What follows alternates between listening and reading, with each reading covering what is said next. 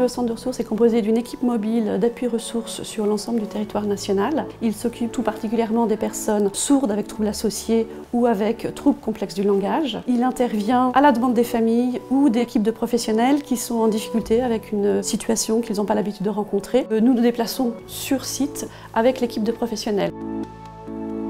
Très vite est apparue la nécessité de proposer des actions autour de personnes ressources, donc d'un groupe de travail.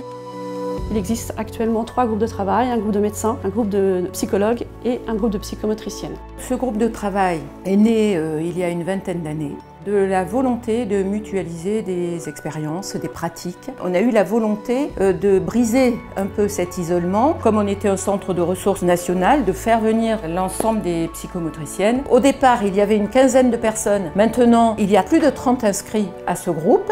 La volonté, c'est qu'il soit très interactif, c'est-à-dire que les psychomotriciennes elles-mêmes animent le groupe. Il y a 4 séances sur l'année, avec depuis cette année une séance qui est externalisée, consacrée aux atteintes vestibulaires, parce que ça intéresse énormément de monde et pas simplement les psychomotriciens. Donc on a décidé d'ouvrir ce groupe plus largement à d'autres professionnels. C'est un groupe qui est apparu essentiel dans mon travail.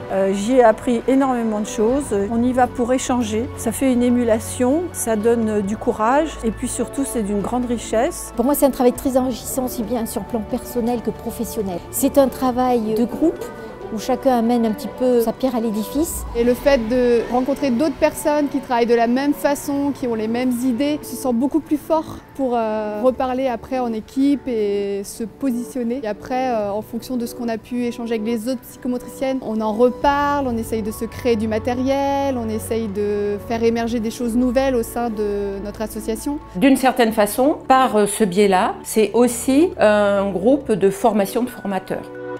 En termes de formation continue, on voit aujourd'hui les demandes un petit peu différentes. Les stages classiques de formation ont montré leurs limites et des propositions comme ça, plus en phase avec les attentes des professionnels, sont vraiment pertinentes.